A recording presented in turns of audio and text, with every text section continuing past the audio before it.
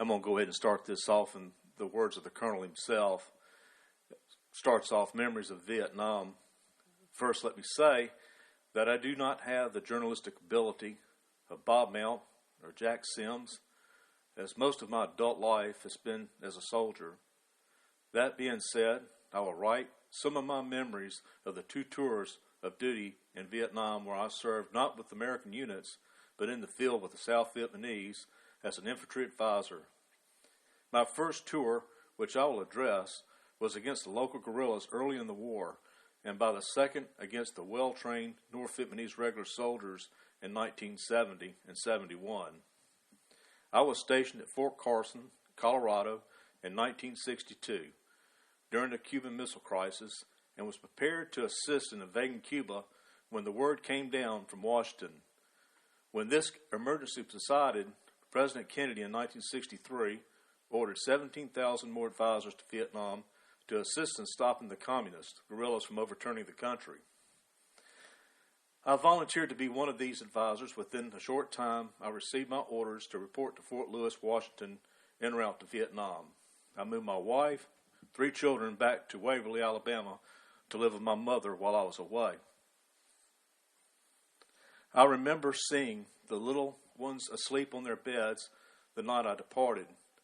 It was a very sad moment for me to leave them and my wife, but this was a situation that most all servicemen go through during their military careers.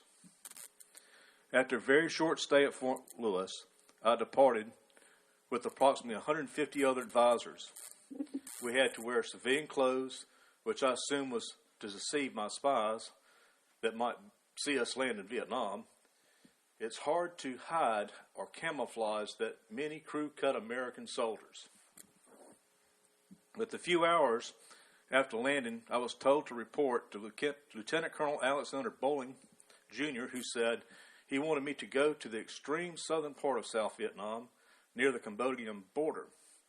There I would open a training center to train the infantry battalions of the 7th and 21st South Vietnamese divisions, which were located south of Saigon.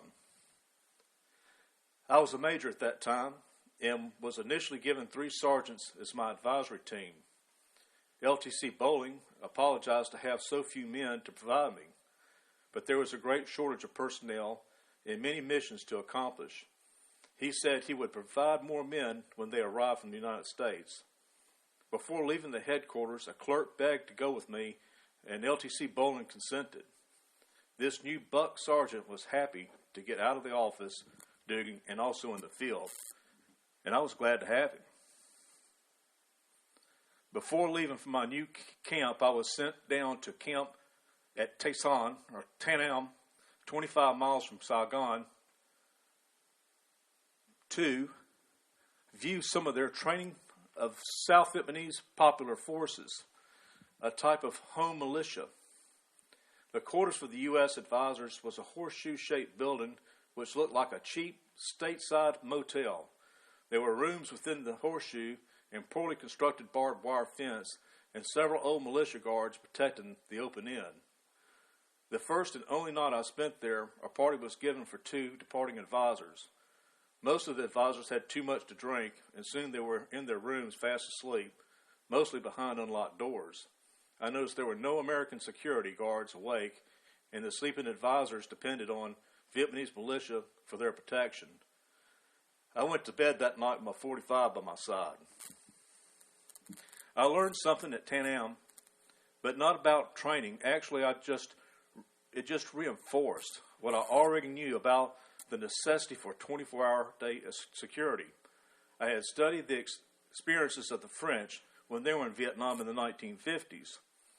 A book titled Street Without Joy was particularly informative about guerrilla warfare and what was then known as the French Indochina War. As I passed a large French military cemetery with hundreds of crosses, this further added to my awareness of the danger in this country. Unfortunately, the U.S. Army was far behind in both knowledge and training against guerrilla warfare in the early 60s, but this improved considerably later in the war. To begin our trip to the camp, my crew and I loaded a CH-21, loaded 3 of them, helicopters, called Flying Bananas, with food for 2 weeks, weapons, cots, a small generator, gas, and other supplies to begin our 125-mile trip across the Mekong Delta. The camp was a former 1950s French Foreign Legion camp called Dat Son, and it was located in what was called the Seven Mountain Area, an area with several mountains or hills located in both Vietnam and Cambodia. We arrived on a very desolate 950-foot runway, which was inside the camp. After about 1 hour, we were greeted by a Vietnamese sergeant with a 3/4-ton army truck. We loaded our supplies aboard the truck, and we were taken to a rather run-down building in camp. The camp itself was approximately the size of a Lee Scott Academy campus in Auburn and consisted of about 7 or 8 old concrete buildings and perceived as noted a 950-foot runway. Most of the 200 to 300 soldiers there stayed in one of the 2 large warehouse-type buildings or in tents. The camp was encircled by barbed wire fences, which was in great need of repair. The camp had a number of fighting positions adjacent to the barbed wire. The surrounding of the camp was occupied by some of the poorest civilians I saw in Vietnam. Most were Cambodians, who the Vietnamese did not seem to like, respect, or support. Their diet consisted of anything edible, and on several occasions I saw these people carrying large rats, which would soon be in a cooking pot. It's amazing. Man, things he saw over there. Their cooking pots was not as usual to see dogs being skinned along beside the locals' grass and mud huts. Actually, the eating of dogs was widespread throughout Vietnam. After getting our quarters, we proceeded to clean out our rooms, which were infested with spiders, rats, and one snake, a viper I may mention. We set up our cots, kerosene stove, small generator, and unpacked our food, weapons, ammunition, and other items.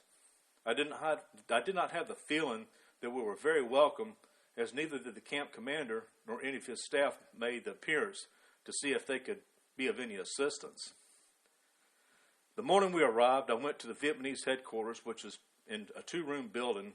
Fortunately, there was an interpreter there who told me the camp commander, a major, had not come to work yet. This was around 10 a.m. in the morning. I assumed he had some important military business to take care of outside the camp. Later, I found that he always came to work late, if he came at all. He was soon to find out that this unsatisfactory as I had come 6,000 miles to help him in his country, and he was going to have to do his share. We had brought several hundred sandbags with us, and we immediately started to build 2 fighting bunkers adjacent to the quarters in case of a guerrilla attack. We were then about halfway through. The Vietnamese deputy camp commander, a captain with Thompson submachine gun under his arms, came by to tell me that building the bunkers was unnecessary. He said the Vietnamese troops on the perimeter of the camp would protect us. I told him that he could defend the outer perimeter and we would defend ourselves on the inside. I had absolutely no faith in his captain or his promises. It had been suggested to me before I left Saigon that he was believed to be a Viet Cong spy and supporter. Finally, after 2 days in camp, I found the camp commander. I explained to him we only had a few weeks before the 1st Battalion would be in for training. It was obvious the commander had no interest in training. He was much more interested in seeing his girlfriend outside the camp and remaining there until late each morning. He introduced me to his training officer, a captain, who seemed to have somewhat better attitude and reasonable amount of initiative and knowledge about training. Later, after continued disinterest in the efficiency on the commander's part, I was able to get him relieved and replaced by another Vietnamese major. The new officer was not on the ball of fire, but at least he came to work and was concerned about his new position.